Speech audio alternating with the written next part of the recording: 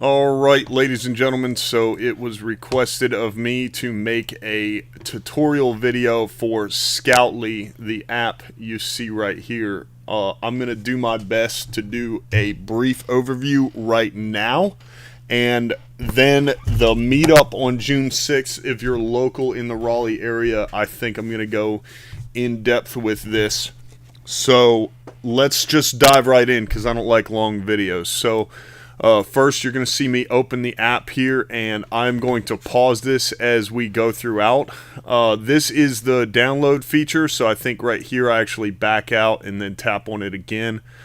This is the main screen here. So once again, the download feature, if you use database mode, so this app right now when I'm making this video is $10 a month to do unlimited live scans and $35 a month to do unlimited database scans. The biggest advantage for those of you who don't know is that database allows you to scan and it checks what is downloaded through this function right here. So basically you don't have to wait when you scan the book for the app to go to the internet, look up the data as it relates to Amazon, and come back. Now, I did talk to a buddy, and he said he does this once every 2 weeks or so. He has his database kind of lag behind, and I download mine every night or every morning just to keep it updated. And he has a pretty good reason why he does that. That's so that it reads the historical data in more of a trend. And mine, because I sell in such volume, that I don't necessarily need to see that trend. But another thing that other sellers do is right here. They might just do books and other media, especially depending on how much time they have to download. And I do books, other media, and non-media. And the reason for that is oftentimes if you've been selling on Amazon, you've seen this before, a book might be in the toys and games category or something along those lines, as opposed to the books category. So I want to make sure that when I scan in ISBN, I get the most accurate data for that. And then there is a function under settings where you can actually set it up to scan to do a live scan the second time that you scan the barcode. So let's just keep going here because I really want to get to the profit triggers. And this is the Scout function that I just tapped on. You see I am in database mode, and this might look like gibberish. Under settings right here, you can go to hidden mode, and then you just create a password or type it in and hit OK. And what that does is on this screen back here, it hides the profit in the upper right hand corner, so that I use this for many reasons. Number one, if I'm scanning in front of someone that I'm buying books from, you know, oftentimes there will be a book, it'll pop up with a $90 profit, and that's just not true. So I don't want them to think that I'm going to be making, you know, $300 off of them when I'm really only going to be making $10, depending on what the buy box is and how accurate this data is. The other reason I might do that is if I send scouters out and I agree to pay them $1 per book, I also don't want the same false positive to happen. I don't want them to scan and think, oh, you know, maybe he'll give me a bonus or something because I got him $400 worth of books, and that's just not true. So that's one reason why I might use hidden mode. It has its advantages and disadvantages. Of course, it's password protected, so you can go ahead and apply that and they can't see it. When we come to profit trigger and then books, you see right here, so you see me scroll up and down, and you notice that I believe I have 9 right here. And then let's scroll back up here, and we're going to take a look at these for a second. So you notice this last one is sales rank or BSR from 8 to 12 million, and this one is from 1 to 12 million. Okay, you also notice the profit up here is set at $3.31, and the profit down here is set to $5. Okay, so this is a more general trigger. This is designed for when I go out, say I'm sourcing in a store, and $5 profit will cover any monthly storage fees that I see in between 1 to 12 months, which every 1 month or 1 million BSR is about 1 month. Okay, so that's the reason for the different triggers, and then 1 through 8 is just 1 to 1 million, 1 million to 2 million, and so on. But you can turn these on and off by just clicking on the blue right there, as you see I did on that one. Now I'm going to go into this first one, and I want to pause here for a moment and go over each one of these things. So this is why this is really advantageous, because I don't like someone else telling me what's profitable. I have friends that source books who do $10 profit, and I have friends that source books that do a $50 profit, and then there's me, and I'm perfectly okay with a 1 cent net profit as long as after everybody has touched the book, I'm able to pay them, pay for the labels, pay for the shrink wrap, pay for the bookmark that I put inside the box, and the shipping into Amazon. Once all my costs are accounted for, I'm perfectly fine with a 1 cent net profit, because I would prefer to do that and sell the book then try to sell it for a $10 net profit, and I screwed up on the assessment. Now it sits in the warehouse and ends up being disposed of.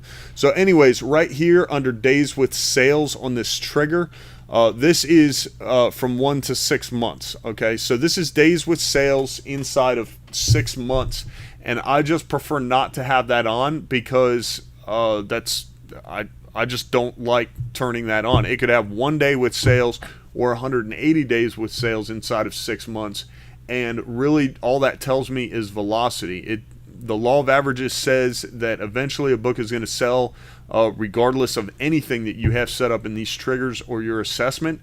It's possible. I have sold a book that was a 16 million BSR inside of 3 months FBA. So, you know, everything's a gamble here. So I'm not going to tell you how to set this up. I'm going to tell you what each of these things means, and then you get to decide how to set it up, okay? The functionality of the app is a little bit tricky. Like with sales rank, you have to tap on the number and then tap it again to get the scroll bar to pop up, and you have to do the first one and the second one to set your range there. But sales rank is obvious. Use average sales rank, okay? Now, I think this is over a period of 30 to 90 days. I'm not 100% on that. But basically, when you scan a book, it will check the current sales rank, and then it can also check the average sales rank. And if I can do this without screwing up my place. So it does not show, because I didn't actually scan a book here, but normally you'll see your BSR here, and then it'll be a slash, and then there will be another one. And basically what that means is the first one is the actual sales rank, like the current one, and the second one is the average sales rank. So you can decide to use that or not use that, and then for the purpose of whether or not you're actually going to buy the book, you can require both to be inside of whatever range you set here or not. And I do not, because once again, it's kind of how I feel. I run a much more broad spectrum with my books. So step 2 right here, limit max offers, number, and minimum price. You can limit the maximum number of offers on the book. Okay, so many of us have seen the hardback version of The Purpose-Driven Life on Amazon. There is approximately 1,200 different offers. So if you want to limit this, the functionality on the app, I think you actually have to tap no limit and then tap one of these. And that allows you to set your limit. So if you only want to sell books that are being offered by 10 other sellers or fewer, then you select this, and then the scroll bar pops up and you're able to change that. I think next time I do the video, I'll actually do that in the video, and you can see kind of how that works. But the minimum merchant fulfilled price, if you do not sell books merchant fulfilled, you don't have to worry about this. If you're anything like me, I do my merchant fulfilled triggers different than I do my FBA triggers. And I'm getting to a point where I'm going to have completely different devices for those two options there, FBA and merchant fulfilled. So if you're setting up an FBA trigger, then you don't actually have to check that box. Select target price. Okay, so once again, back here where it shows you target, that's going to show you the price, and that's what's going to determine your profit. Okay, so what it does is it looks at the price that you want to sell the book at, okay, and that's what your target is. And then whatever price that is, it deducts all Amazon fees, estimated monthly storage fees, your required profit that you set in the trigger, like I showed you before. I'll show you that again at the bottom. And your cost of goods sold, or your COGS, up here in the left hand corner, which you can just tap that and change it. And once it does all that, it determines if you're going to make a profit on it or not. So this is important to set up, because you want to make sure that it evaluates a certain number. Because, for example, if you skip this, if you skip all these and you set your own target price, it'll slow you down. And if you set it up that it's following a target price of like $1, it's going to show you that you're not making a profit on any of the books. I hope that makes sense. But anyways, ignore new FBA offers. I ignore new FBA offers on book triggers, because very rarely do I sell new books on Amazon, and when I do, none of this matters because I have a consistent supply. I buy them at print cost, so I'm actually able to match whatever the new offer price is, and I don't have to worry about that. So I highly suggest you ignore new FBA offers unless you have a deal with a publisher where you can actually invoice those, but that's completely up to you. So I think I'm going to scroll down here a little bit, and then the used FBA offer to evaluate, or the used offer to evaluate, I have this set to last. I'm not going to lie to you here, I don't have a firm grasp on how this works. However, once again, new offer to evaluate on book triggers, I ignore that unless I am getting the item from a supplier who can provide me with an invoice, so I can prove not only the authenticity but the legitimacy of the purchase and the sale. Then I skip new offers. The highest condition I'll sell a book in is like new, unless once again I have purchased them either directly from the publisher or the author. Set target price to used buy box. And then this is an if-then conditional thing here. Pretty much all of this is conditional. So if the used buy box is lower, if the used buy box is higher. I don't completely understand what is lower or higher than, but I put lower because I want to offer the lowest price possible but still match the used buy box. So in case you were unaware, on Amazon you can actually hold the buy box, and I'm going to come over here to Inventory Lab, pull up one of my batches, and let's open a handful of these books here. You can actually hold the buy box in used condition on books. So here's a prime example of it. Okay, The Kingdom of Heaven is at Hand. This book sells used in the buy box for $13.41. Okay, so if a customer were to click that, so if they're shopping for this book, they're okay getting it used, but they don't want to come over here and shop by price. They just want to buy it here. They can buy from the buy box used, okay, and hit add to cart, and then that's my sale. Okay, so coming back here, that's what this gets it to do. It automatically captures whatever price is in the used buy box for that specific book that you're scanning, and then it sets your target at that price. And by doing this, that allows me to automate my pricing to the buy box, and on books it automates to the used buy box based off of the condition. So it doesn't matter if the book is used acceptable, used good, used very good, or used like new. Used is all one condition when it comes to the buy box. So the person that holds the buy box, if they're the only one that qualifies and their book is in acceptable condition, then they're going to capture the buy box sale instead of the person with the better condition, because the person with the better condition might be doing it merchant fulfilled. So for me, it's more important to match all the buy box criteria to make sure I get that sale, because there are quite a few sellers out there who still do merchant fulfilled for one reason or another. Okay, so I believe that helps set me apart. And then also, if you do stickered as opposed to commingled, which I like to do to make sure that the customer buys a book from me, they get my actual book, and we can cover stickered versus commingled in another video. But if you do stickered instead of commingled, and you match the buy box price, then the person who does stickered in California and your book goes to Charlotte, then the buy box price is the same. So the way Amazon's algorithms are set up, if a customer goes to capture the used buy box and order the book Amazon Prime, from FBA, then the stickered book in North Carolina is going to capture the sale for the North Carolina customer and California for the California customer. Basically what I mean is, while the buy box is currently $13.41, everybody in any region that matches that price qualifies for the sale, depending on which customer orders it in which region, because Amazon has to be able to get that book to them fast enough. So there's a lot more that factors into that, and I don't want to confuse you, but basically that's what this is right here. So if I were to make any type of recommendation, it would be pick one, don't skip it.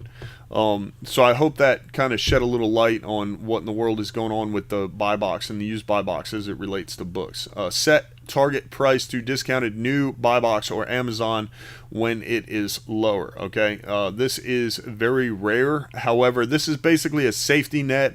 So if something weird pops off with the software, or say there is not an existing used buy box seller, or somebody doesn't qualify, then it will default to do this to the price. So at least you have something to assess. And a lot of times, like if it's a book that only Amazon sells, then this will kind of give you an idea of how much profit you're going to make by beating that new price when you're going to be the only person selling it used. So down here we see my minimum target profit is 1 cent. That, of course, like I said, and it looks like I got cut off there. Like I said, that 1 cent is after tax, tags, and title, based on FBA. So if you're setting the trigger up for FBA, then choose that one. If you're setting it up for merchant fulfilled, then use that one. And I would make a completely different video for merchant fulfilled, because I use totally different trigger settings. I use totally different conditions. Under color, this is default dark green cash sound, and the message buy in the middle of this screen here. Okay, that's the way that's set up. For my merchant fulfilled triggers, I actually changed the color to gold, do a booyah sound, and the message FBM or MFN. Okay, and that's just so if the triggers are on the same device and we're scanning books to determine FBA or FBM, when the FBM trigger goes off, we can identify it without having to look at the screen. So another advantage to the trigger effect down here is when you're outsourcing, a lot of bookstores don't want your scanner to beep. I use the yo-yo because they're hands down the cheapest ones I could find. And then I just stuck with them because now I have 5 of them, I think, and I want everybody to know how to use the scanners instead of trying to figure out how to use different ones. But these beep when you first get them out of the box, and then you got to scan the barcode and turn the beep off, and I did that and it still vibrates. And then on your phone or your device, wherever you have FBA scan or Scoutly, you can connect Bluetooth headphones. So I get these Senso Bluetooth headphones. They're just like Beats, except they're $20 off of Amazon, and I wear these and have the scanner and the headphones connected to my phone through Bluetooth at the same time, and I go through and I scan on database mode, and I can actually make a video to show you how fast that is. Yesterday I went to the Wake County Library book sale, and I'm going to transition here, I think, over to